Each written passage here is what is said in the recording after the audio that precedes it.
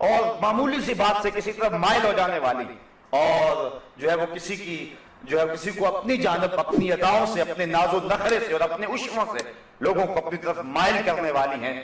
اور حضور نے ارشاد فرمایا کہ یہ عورتیں اپنے سروں پر اس طرح جوڑے رکھیں گی۔ دیکھیے حضور نے 1400 سال قبل ہی یہ بات بتا دی، جس طرح بختی اونٹوں کی کوہانیں ہوتی ہیں، اور فرمایا کہ یہ عورتیں ایسی ہیں جو جنت میں جانا تو دور کی بات ہے، جنت کی خوشبو بھی نہیں پا سکیں گی۔ آج اپنے لباس کو ترک کر دیں، آج حیا کی چادر پھاڑ کے پھینک دیں، جو کرنا ہے کر لیں، اس مغرب کے معاشرے کے پیچھے لگ جائیں، لیکن حضور کے اس فرمان کو نظر میں رکھیں کہ قیامت کے دن پھر کتنی رسوائی ہوگی ان عورتوں کی جنہوں نے حیا کی چادر کو اتار کے پھینک دیا۔ بلکہ آئیے ہم حضور کے دور کو دیکھتے ہیں۔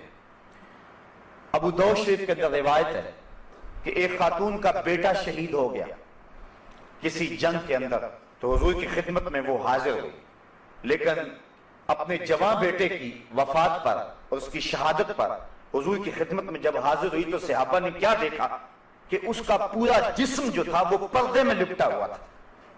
تو بیٹے کی وفات پر باوجود کے دکھ اور تکلیف کی کیفیت میں بعض اوقات شرعی ضابطے لوگوں سے چھوٹ جاتے ہیں، لیکن اس نے اپنے پردے کا خوب اہتمام کیا ہوا تھا۔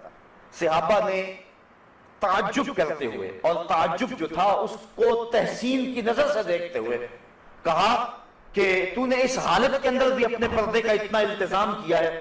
تو اس عورت نے جو جواب دیا وہ دختران ملت کے لیے کتنی روشن اور کتنی جو ہے وہ اجالے بانٹنے والی بات ہے۔ اس نے کہا میرا بیٹا فوت ہو گیا، میرا حیا تو فوت نہیں ہوا ہے، میرا بیٹا چلا گیا لیکن میرا حیا تو بھی باقی ہے۔ تو یہ تھی اسلام کی وہ دختران جن کی گود میں اسلام پلتا تھا۔ جب عورت پردے میں تھی تو وہ ایسے بچے جنم دیتی تھی جو قوم کی تقدیر کو بدل کے رکھ دیتے تھے۔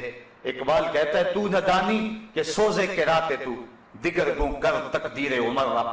میرے قوم کی بہن تو نہیں جانتی کہ تو بہن ہو کے قرآن پڑھے تو عمر کی تقدیر بدلتی ہے، اور تو ماں ہو کے قرآن پڑھے تو بیٹا نیزے کی نوک پہ بھی قرآن سناتا ہے۔ آج اگر عورت سمٹ جائے تو معاشرہ پھیل جائے گا۔ میری بہن، میری بیٹی، تو نگار خانے کی زینت نہیں ہے، تو گھر کی آبرو ہے، تو مغرب کی ٹینوں نہیں ہے، تو مشرق کی بیٹی ہے، تو محافل کا حسن نہیں ہے بلکہ تو چراغے خانہ ہے۔ تیرے دم سے کائنات کے اندر حسن ہے، مکالمات افلاطون نہ لکھ سکی لیکن اسی کے شعلہ سے ٹوٹا شرار افلاطون۔ اسی عورت کی گود کے اندر اسلام پلتا تھا۔ جب مائیں ام الخیر جیسی تھی تو بیٹے غوث اعظم جیسے جنم لیتے تھے، جب مائیں راستی جیسی تھی تو بیٹے بابا فرید جیسے جنم لیتے تھے، جب مائیں سیدہ فاطمہ زہرا جیسی تھی تو بیٹے حضرت امام حسین جیسے جنم لیا کرتے تھے، جب ماں قرآن کھول کے تلاوت کرتی تھی اور بیٹے کو لوئیاں دیا کرتی تھی تو بیٹے وقت کے بایزید ہوا کرتے تھے۔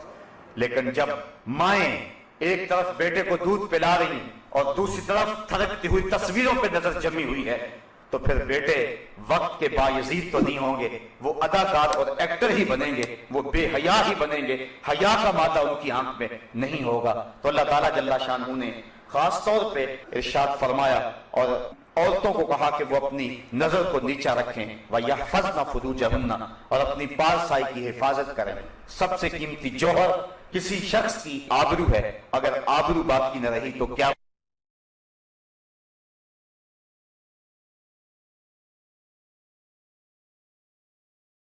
تو اقبال کہتا ہے نوجوانہ چو زنا مشغول تن از حیا بیگانہ پیرانے کہن دخترانے او بچشم خود اسیر شوخ چشموں شوخ بینوں خردہ گیر ساختہ پرداختہ دل باختہ ابروہ مثل دو تیغ آختہ۔ یہ وہی اسی حدیث کے ترجمے ہیں۔